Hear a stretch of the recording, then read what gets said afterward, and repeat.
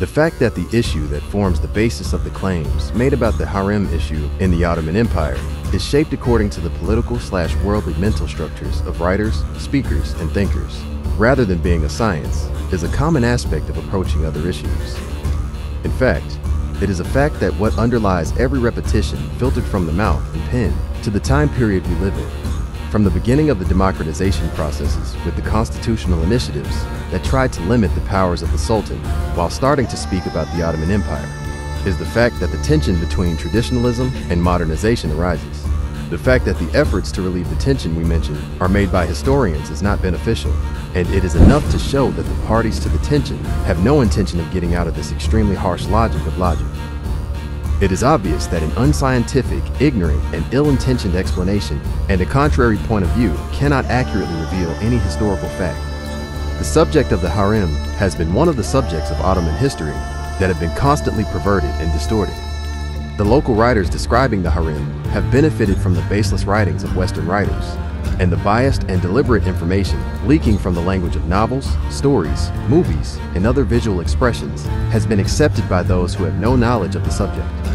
It was not possible for foreigners to enter the harem, which was the Sultan's private house. This is why it is difficult to rely on documents. Western travelers, painters, and diplomats who came to Istanbul are the source of information about the harem of the rise of the Ottoman Empire. In this research, where we will take a short historical journey from the use of the word to what it means, we will try to explain the issue by eliminating the unfounded and undocumented comments, by avoiding the disease of blessing the Ottomans. In Akkadian, to cover, to hide, to withhold from others, the words haramu, which means to separate, to isolate, and harim, which means preserve, sacred thing or place, in Arabic, are etymologically close to each other. The fact that Mecca, Medina, and Jerusalem, and some of the places in these places are called harems, aim to ensure the continuation of daily life. The harem does not constitute an issue unique to the culture of the East. There were sections called gynekion in the houses of the ancient Greeks, and gynekion belonging to women in the houses of the Romans. In the Old Testament, Sarah listens to Abraham's speech at the door of the back section, and Laban enters the tent of 2 concubines. The Jewish 10 Commandments speak of not coveting a neighbor's harem. There were harem apartments in the Sumerian, Assyrian, and Achaemenid palaces. After the advent of Islam, separate sections and rooms were built for the people who live in the sanctuary of the house, regardless of the place they live in. Since there was no palace during the period of the 4 caliphs, one cannot speak of the harem, which would later emerge as an institution. It is accepted that the palace harem first appeared during the Umayyad period.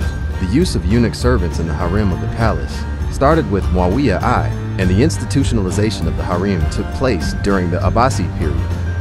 This process has led to an increase in the influence of women on state administrators. Ibn Tiktaka says that the influence of the harem reached its peak during the reign of the Caliph Mahdi, and the state was ruled by women and eunuchs, while some of the women in the harem in the Fatimid state were known for their interventions in state affairs. Some of them gained fame with their wealth. In the Seljuks, the harem, where the married wives and concubines of the ruler lived, had a unique organizational structure. In the harems of these periods, women were influential in the state administration. For example, Turkin Khatun, the wife of Sultan Malik Shah, took over the state administration after the death of Malik Shah, and had her son, Mahmud, declared as sultan. Tugril's wife, Altunkan Khatun, had property in Iraq. Nizamul Mulk, while defending the thesis that the women of the palace, especially the women, should not interfere in the affairs of the state, he is worried that they will act according to the words of the female pilgrims and servants. Turkin Khatun, the wife of Khwarezmian Ala al-Din Takish, had a separate palace, state officials, private real estate, and money that she could spend as she wished.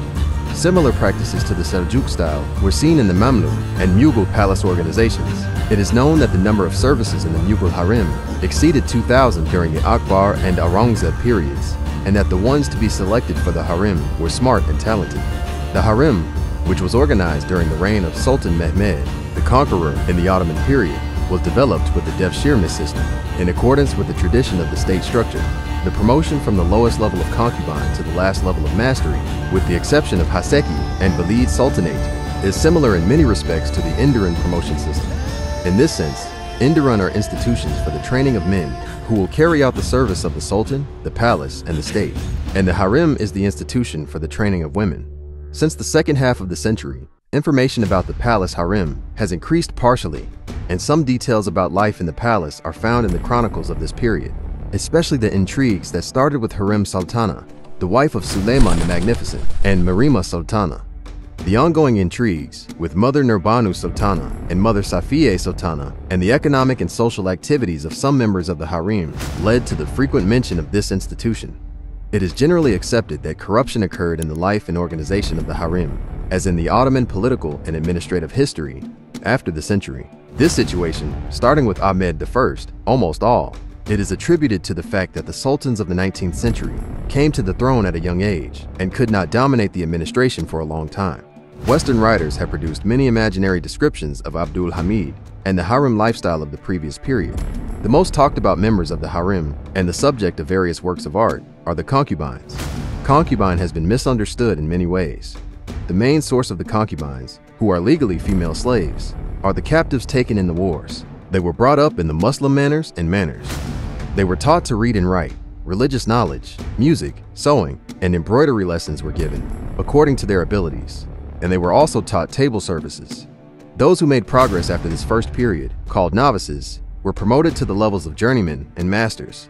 Although there were hundreds of concubines in the harem, most of them were servants. The sultan took care of only a few of the concubines and neither knew nor saw the others. Researchers on the harem show that the Ottoman practice on this subject generally took place within the limits determined by Islamic law.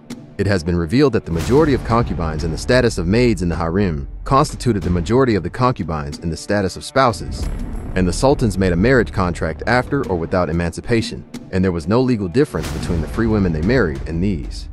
It is valid and permissible for a free man to carry a concubine from the people of the book or a Muslim, even if he has the opportunity to marry a free woman, unless there is a free woman whom he married before. It is not valid for a free man married to a free woman to marry a concubine, because the Prophet said, "It is not valid for a free woman to marry." In the implementation of this issue, no distinction is made between a state administrator and an ordinary person. 2. In the Code of Havasi Constantiniye, which was compiled during the Bayezid period, there are examples from the practice related to the subject. Also, when the sultans married a free woman from the first period to the Fatih period, they did not marry more than 4 women at the same time. Maybe they married a 5th on someone's death and separation. Hasaki, chief consort, and favorites came from the concubine and attracted the attention of the sultan with their beauty and talents. Until the 16th century, while they were generally among the European war, captive concubines, they were chosen from those that came from the Caucasus. Since there is not enough information about the harem organization and the daily life there, it is inevitable to make some generalizations, especially for the early periods. Information about daily life is mostly 19th century. That is the period when the influence of the West penetrated the palace and the harem. It is a fact that the Ottoman harem, about which a lot has been said and written by local and foreign authors, continued to exist as an institution in line with the Islamic Turkish tradition over a period of 6 centuries. Harem formed a kind of school and provided a multidisciplinary education within the framework of the principles of knowledge, manners, proper speaking, and good work. It is necessary to see the function of Topkapi or other Ottoman palaces as the residences of high-level state administrators in today's sense. The palaces, which meant the residences of the statesmen in the Ottoman period, were divided into 2 as harem and selamlik, and the harem part, which was forbidden to enter, was allocated to the residence of women. In this respect, the harem does not evoke a sexually defined space for the Ottoman Empire.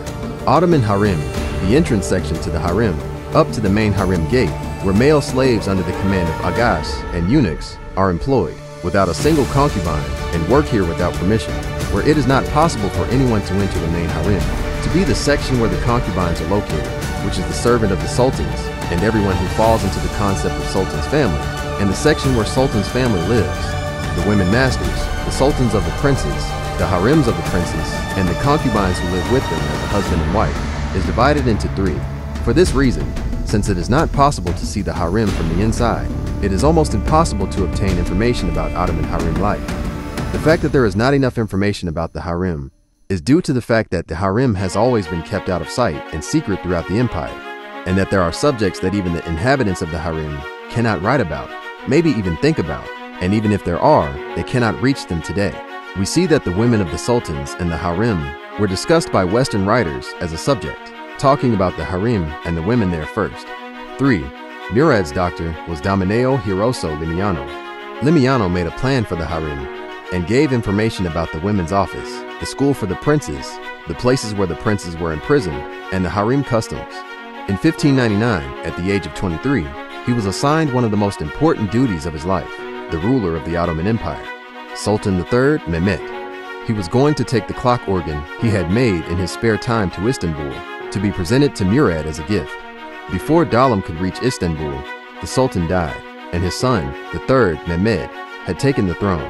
Dalim, who worked in the palace for a month to install the device, managed to see some harem women by being careful not to miss the opportunities. Ottaviano Ban, who was the Venetian ambassador in Istanbul between 1604 and 1607, claimed in his treatise that he entered the palace when the ruler was not present. While Ahmed was hunting, he entered the palace from the private garden with the help of the head gardener and claimed that he saw the private garden, the bedroom of Sultan Ahmed, and the places up to the pool in front of the Reven Pavilion. However, it was this person who claimed for the first time how the Sultan had sexual relations with women and concubines. Rico de Jean-Claude Flachat and N.M. Pinzer wrote about the same issues.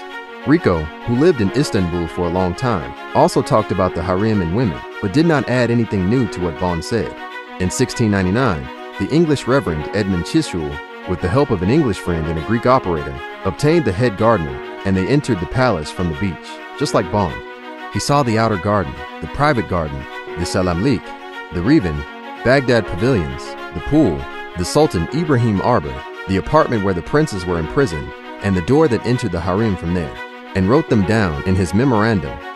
Pierre Lambert Salmery, a jeweler, claims that he was the first person to enter the harem in his written work in 1721.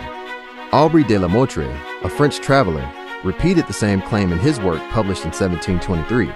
Swedish embassy officer Maraja Delson, who spoke about the harem organization for the first time, reserved a chapter on the harem in the 7th volume of his work Tableau Général de l'Empire Ottoman, General Table of the Ottoman Empire, published in 1791, and tried to explain the harem organization with what he heard and saw.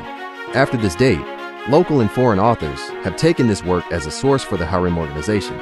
Historian Hammer is one of them, Antoine Ignace Melling, each of whose works about Istanbul is now accepted as a document painting, also drew his famous engraving, which enlivens the life of the palace and harem during his stay in Istanbul. French writer and photographer Maxime Ducamp visited the tiled kiosk, the first courtyard, the kitchens, and courtyards with the permission of the government while he was in Istanbul. Hammer insisted that until the time of the Topkapi harem, no one had seen it. Rather, foreigners were able to wander around the private garden part of the palace and the Salamlik part. It is possible that those who claim to have seen the inside of the harem have seen very few parts of the harem. Today, Western writers continue to be interested in the institution of the harem. Leslie P. Pierce's book about women who had power in the Ottoman Empire is one of them. Abdurrahman Sharif Mister was given the opportunity to see the harem for the first time and write about it. He, who entered the Topkapi Palace after the 1908 revolution, saw the harem and published his articles about buildings, apartments, women, concubines, princes, and sultans in the historical Osmani Council Journal between 1910 and 1911. After obtaining permission to enter and work in the harem, Miller traveled to the harem for the first time in 1912 with the American ambassador, worked at the Topkapi Palace between 1916 and 1919, and wrote his work Beyond the Sublime Porte in 1931. The information that Ahmet Kevdet Pasha, who was a Micelle writer, lawyer, historian, and sociologist, gave about the harem and sultans is also remarkable. The most important sources for the harem are the Topkapi Palace Archive, which is a kind of private archive of the dynasty, and the Prime Ministry Archive. The fact that foreigners visiting Istanbul recorded untrue information in their books led them to make exorbitant mistakes.